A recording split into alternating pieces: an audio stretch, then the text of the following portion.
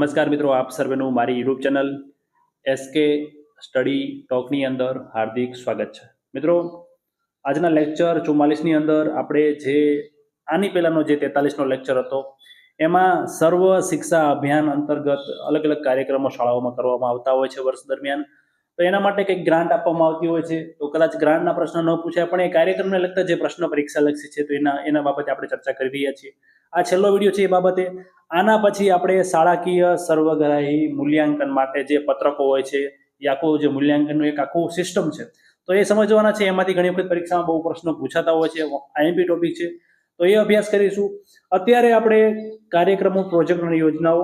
હવે આ લેક્ચરની અંદર મિત્રો બહુ ઓછી 4 કે 5 યોજનાઓ કાર્યક્રમ છે કે જે પરીક્ષાલક્ષી છે એ ચર્ચા. બાકી આના પહેલાનો લેક્ચર આપણે જે ચર્ચા કરી તો આ લેક્ચર બહુ લાંબો નહીં ચાલે, વધીને 7 થી 10 મિનિટ જેટલો ચાલશે. તો ચાલુ કરીએ. પહેલો જે કાર્યક્રમ છે એ છે પીએમ શ્રી શાળાઓમાં ક્ષેત્રીય મુલાકાત અથવા પ્રવાસ. ટૂંકમાં જેવી રીતે આપણે શાળાઓમાં પ્રવાસનું આયોજન કરવામાં આવતું હોય છે એ જ વસ્તુ છે, પણ અહીંયા ખાસ આપણે જેવી રીતે શાળાઓમાં ગમે સ્થળે પ્રવાસ મનોરંજન પૂરતું નહીં, પણ અહીંયાથી એવા સ્થળોની મુલાકાતની બાબત છે કે જ્યાંથી વિદ્યાર્થીઓ કંઈક શીખે, વિદ્યાર્થીઓને કંઈક જ્ઞાન પ્રાપ્ત થાય, વિદ્યાર્થીઓ સાંસ્કૃતિક વારસાને જાણે. તો જે કંઈક એવી જગ્યાઓથી શીખવા મળે. અહીંયા એક્ઝામ્પલ આપેલા છે કે કવિ, લેખક, સ્વાતંત્ર્ય સેનાની, શહીદ સૈનિક, વૈજ્ઞાનિક, ગણિત શાસ્ત્રી વગેરે જેવા પાત્રો સાથે જોડાયેલા સ્થળો. આ ઉપરાંત ઈસરો છે, બાયસેગ છે, સહકારી એકમો છે, ઔદ્યોગિક એકમો છે. તો આ બધા જે સ્થળો છે એવા સ્થળોની મુલાકાત લેવાની બાબત, ક્ષેત્રીય મુલાકાત લેવાની બાબત અહીંયા ચર્ચવાની બાબત કરવામાં આવી છે. તો અહીંયા જે ગ્રાન્ટ છે એ કદાચ પરીક્ષામાં પૂછી જાય તો ખાસ યાદ રાખજો. અહીંયા વિદ્યાર્થી દીઠ ગ્રાન્ટ આપવામાં આવે છે. ધોરણ 6 થી 8માં વિદ્યાર્થી દીઠ 500 રૂપિયા અને ધોરણ 9 થી 12માં વિદ્યાર્થી દીઠ 6,700 રૂપિયા પીએમ શ્રી શાળાઓની અંદર જે છે એ આપવામાં આવે છે. તો ખાસ અહીંયા ખાલી એક વસ્તુ ખાસ એટલી યાદ રાખવાની છે કે જે ક્ષેત્રીય મુલાકાત છે એમાં આવી રીતે પ્રવાસનું આયોજન કરવામાં આવે છે અને ગ્રાન્ટ છે એટલી વિદ્યાર્થી દીઠ આપવામાં આવે છે. બીજો કાર્યક્રમ છે, બહુ ઇમ્પોર્ટન્ટ કાર્યક્રમ છે. અગાઉ પરીક્ષામાં આમાંથી પ્રશ્ન પૂછાઈ પણ ગયો છે, ફરી વખત પૂછાઈ શકે છે. એક સીઆરસી કે બીઆરસી એની પરીક્ષામાં પ્રશ્ન પૂછાણો હતો. એક ભારત શ્રેષ્ઠ ભારત કાર્યક્રમ. તો મિત્રો આ કાર્યક્રમ શું છે? ભારત સરકાર દ્વારા આ કાર્યક્રમ જાહેર કરવામાં આવ્યો છે. આ કાર્યક્રમમાં કોઈ એક રાજ્યનું બીજા રાજ્ય સાથે જોડાણ કરવામાં આવે છે. એક રાજ્ય બીજા રાજ્યની સંસ્કૃતિ, વારસો, રિવાજો, પરંપરાઓને જાણે, શીખે એ માટે શાળા લેવલે ઘણી બધી પ્રવૃત્તિઓ અને એ પ્રકારના કાર્યક્રમોનું આયોજન કરવામાં આવતું હોય છે. તો આ કાર્યક્રમ અંતર્ગત પહેલો જ પ્રશ્ન પૂછાઈ શકે અને આ જ પ્રશ્ન પૂછાણો હતો કે ગુજરાત એક ભારત શ્રેષ્ઠ ભારત કાર્યક્રમ અંતર્ગત ગુજરાત રાજ્યનું કયા રાજ્ય સાથે જોડાણ છે? તો ગુજરાત રાજ્યનું છત્તીસગઢ રાજ્ય સાથે જોડાણ છે. મિત્રો, આ કાર્યક્રમની ઉજવણી માટે, આ કાર્યક્રમને શાળાઓમાં અમલ માટે ગ્રાન્ટ આપવામાં આવતી હોય છે સર્વ શિક્ષા એસએસએ દ્વારા. તો માધ્યમિક અને ઉચ્ચતર માધ્યમિક શાળાઓને 500 રૂપિયા અને પીએમ શ્રી શાળાઓને 1000 રૂપિયા જે છે આ કાર્યક્રમ માટે આપવામાં આવે છે. અહીંયા આ કાર્યક્રમનો મુખ્ય હેતુ શું છે? તો એક રાજ્ય બીજા રાજ્યના સમૃદ્ધ વારસો, સંસ્કૃતિ, રિવાજો, પરંપરાઓ જે છે એ એકબીજાની જાણે, શીખે અને સમજે. તો આ વસ્તુ માટે ઘણી બધી પ્રવૃત્તિઓ જે છે એ કરવામાં આવતી હોય છે શાળા લેવલે. કેવી પ્રવૃત્તિઓ? અહીંયા ખાલી એક્ઝામ્પલ તરીકે આપી છે. આમ તો ઘણી બધી પ્રવૃત્તિઓ આવતી હોય છે કે જોડીદાર રાજ્યના વિદ્યાર્થીઓ વચ્ચે નિબંધ સ્પર્ધા, જોડીદાર રાજ્ય ઉપર પ્રશ્નોત્તરી સત્ર, જોડીદાર રાજ્યોના રાજ્ય દિવસની ઉજવણી વગેરે ઘણી બધી પ્રવૃત્તિઓ કાર્યક્રમ એક ભારત શ્રેષ્ઠ ભારત અંતર્ગત કરવામાં આવે છે. ટૂંકમાં ઉદાહરણ તરીકે આપણે ગુજરાત રાજ્યનું જોડાણ છત્તીસગઢ રાજ્ય સાથે છે. તો ગુજરાતની શાળાઓની અંદર જે બાળકો છે એને છત્તીસગઢનો જે સાંસ્કૃતિક વારસો છે, પરંપરા છે, રીત રિવાજો છે, સમૃદ્ધ વારસો છે, એ બધું શીખવવામાં આવે. આ ઉપરાંત છત્તીસગઢનો જે રાજ્ય દિવસ હોય તો એની ઉજવણી ગુજરાતની સ્કૂલોમાં કરવામાં આવે. જ્યારે ગુજરાત સ્થાપના દિવસ આવે તો છત્તીસગઢની શાળાઓની અંદર બાળકોની ઉજવણી કરવામાં આવે. આવી રીતે એકબીજા રાજ્યોની જે સંસ્કૃતિ, વારસો, રીત રિવાજો અને પરંપરાઓ છે એ એક રાજ્યના બાળકો બીજા રાજ્યનું જે છે આ બધી બાબતો જાણે, શીખે અને સમજે. તો આ મુખ્ય હેતુ છે. અહીંયા મેન એક જ પ્રશ્ન જે સૌથી વધુ પૂછાયો છે તો એ છે ગુજરાત રાજ્યનું કયા રાજ્ય સાથે જોડાણ છે?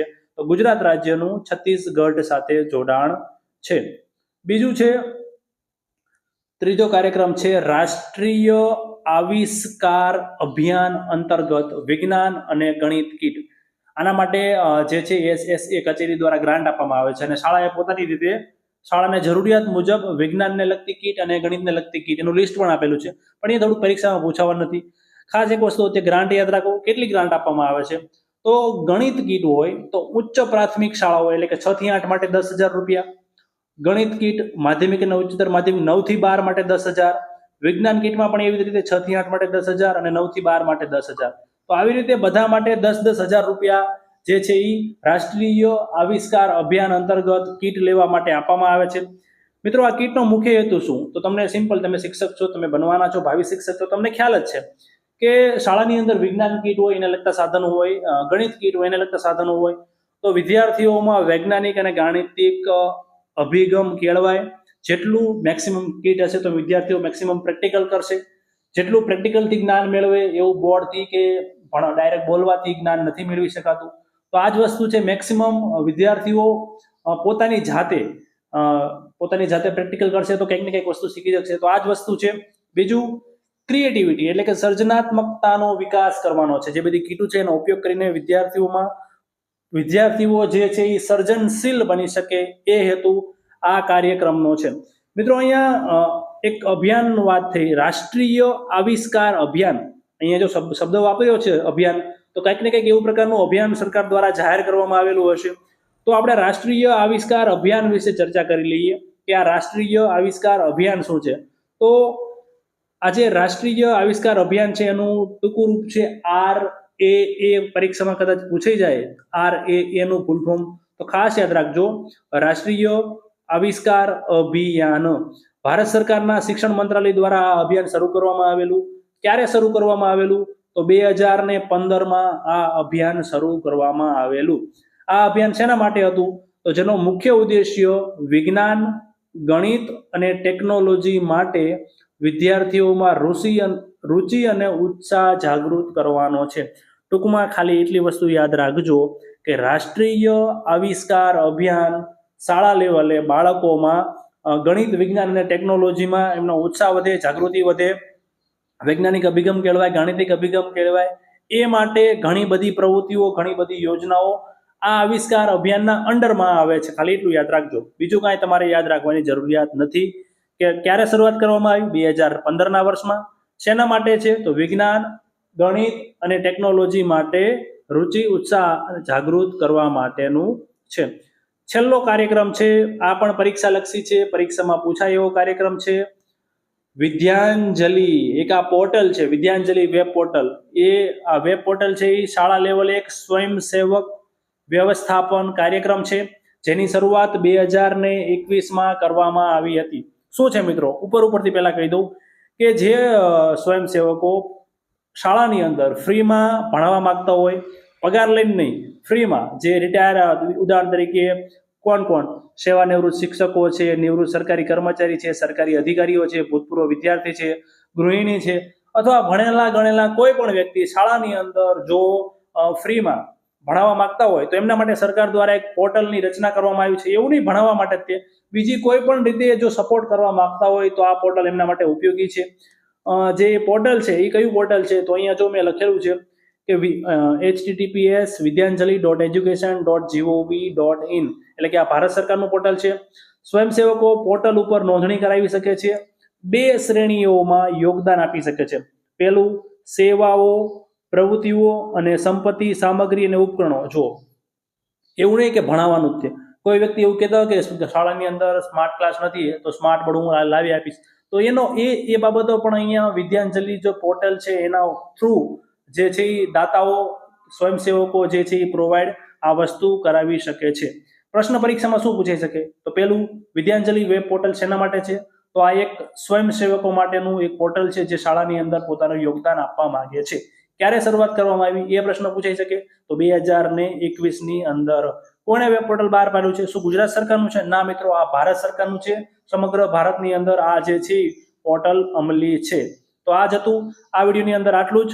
હવે આના પછી આપણે જે સર્વગ્રાહી મૂલ્યાંકનના પત્રકો છે, જે પરીક્ષાલક્ષી ઘણી વખત પરીક્ષામાં પ્રશ્નો પૂછાતા હોય છે, તો એના વિશે આપણે અભ્યાસ કરીશું. વિડીયો ગમ્યો હોય તો વિડીયોને લાઈક કરજો. ચેનલ ઉપર નવા હોય તો ચેનલને સબસ્ક્રાઇબ કરી દીજો અને તમારા બીજા મિત્રો કે જે ટેટાની તૈયારી કરે છે તો એમના વોટ્સઅપ ગ્રુપ અને ટેલિગ્રામ ગ્રુપ કે ફેસબુકની અંદર લિંક શેર કરજો, જેથી એમને પણ ખ્યાલ આવે કે આ રીતનું યુટ્યુબની અંદર ફ્રી કન્ટેન્ટ કોઈ વ્યક્તિ આપી રહ્યો છે. જે એકેડેમીઓ પૈસા લે છે 10-10, 15-15 હજાર, એની કરતાં પણ સારું કન્ટેન્ટ આપણે ફ્રીમાં આપી રહ્યા છીએ. ધન્યવાદ.